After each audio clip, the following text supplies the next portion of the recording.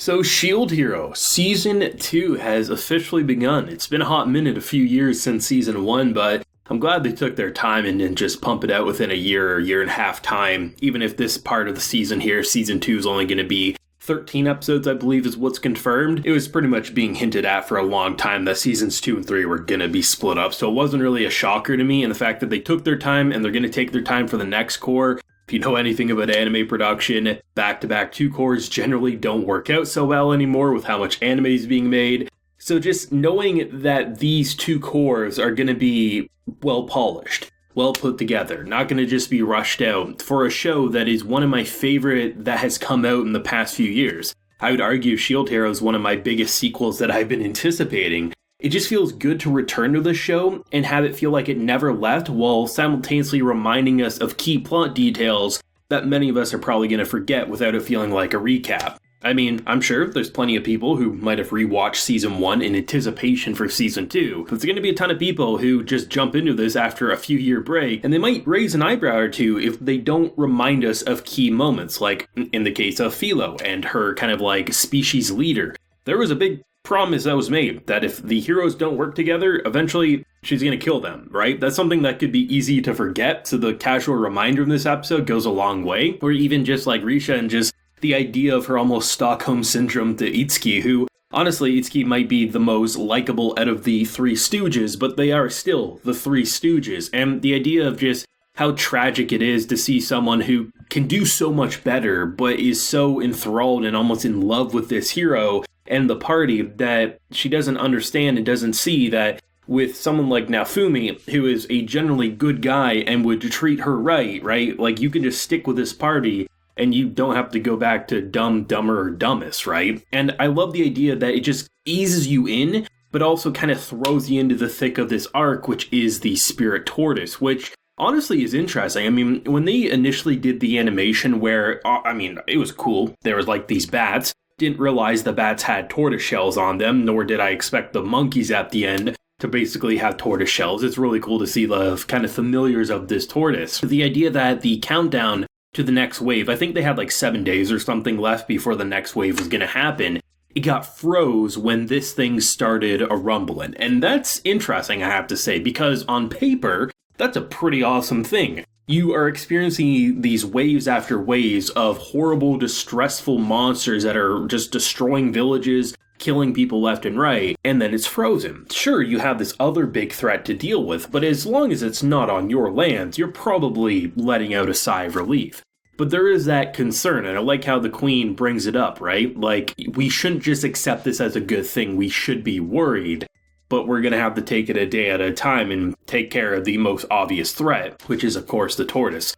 It was no real shocker, though, that the 3 Stooges decided to walk out, because, of course, they still think of certain things as a game, even after all the shit they experienced in the prior season. But it's interesting to see how Naofumi almost immediately recognizes what needs to be done and how the Queen recognized that they were probably going to leave, and that she was basically entrusting it all to the Shield Hero. It's just interesting to see the kind of like the rumblings of what happened at the end of the prior season, or at the very least the last arc that we experienced. The idea that Worst Girl is still considered slut, right? She has to be called slut, and the fact that even her bitch boy, basically about to, say her name, has to correct himself and say the legal name. It's just great to get a reminder of all the crazy shit that happened without it feeling like a recap, because often when a show like this comes back, it is just like they replay the same thing. But instead, Shield Hero was like, hey, even if you didn't rewatch Season 1, we're going to show you the good shit, and the good shit was shown. The thing that was interesting, though, is when it came to the slave pack, because I actually forgot that was a mechanic, I gotta be honest, because the last time we had that was at the beginning of Season 1. But the idea of someone who, it's tragic, but I think it's an interesting character arc for a girl to be so enthralled with someone who clearly doesn't want her, and over the course of becoming more powerful, especially now that she chose to be Naofumi's slave, she ultimately is probably going to become a better person and kind of break away from that psyche, I would imagine. But it's interesting to see how Naofumi very much doesn't believe in this system, but if someone is choosing to do it, then he's not going to, shrug them away. There's actually a very subtle moment that I really liked where you have Rautalia, who's basically encouraging her to do it. He's saying, don't force anyone to do it if they don't want it. It'd be different if she wants it, but, seriously. And the fact that he even brings it up, like the fact that it's just a very subtle way, but being like, are you sure even you still want it? And she's like, wait, what are you talking about? And he's like, don't worry about it. So it's nice to see that he's not heartless, man. I love seeing how he continues to respond in a genuine way. And it's easy to root for him above all the other heroes, not just because the others are incompetent or they treat things like a game or, hell, it's just an event boss. We're going to go take it easy for a week because the timer stopped. I love seeing how Naofumi just has these little subtle remarks that can be easy to overlook, but they add so much to his character and depth. When it came to the very final fight of the episode, I thought was amazing because you have all the creatures, right? The bats. So basically you're being attacked from the sky, you're being attacked from the land. And I love the idea of when he uses, I think it's the Wrath Shield or whatever, right? And the fact that after doing his entire obliteration attack, which,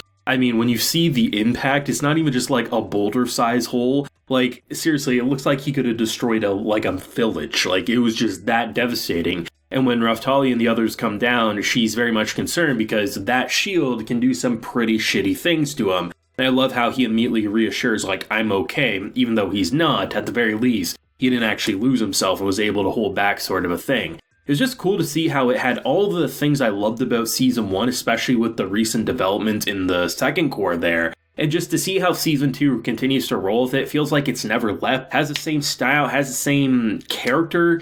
It just feels like it's more of the same, but it's clearly going to progress more character arcs and more things down the line. And that's all you really want to see from Shield Hero Season 2 if you ask me. The new opening sounds absolutely incredible, which is obviously no surprise because it's Shield Hero and the openings were always incredible, but still, I mean, they end the episode in a pretty dramatic way about someone popping up saying, oh, you're the Shield Hero, I need you to kill me. I mean, if you need to sell someone on watching the second episode of Season 2, I mean, that's definitely a great way. You used one of the most devastating attacks to then simultaneously transitioning into someone wanting death. Obviously, I don't think they're going to simply kick off the next episode and now Fumi's going to walk up like a butcher and, grant the wish. But it'll be interesting to see why that needs to happen. Is it something connected to the Spirit Tortoise? Is it a completely side arc or something that we're going to experience before we get there?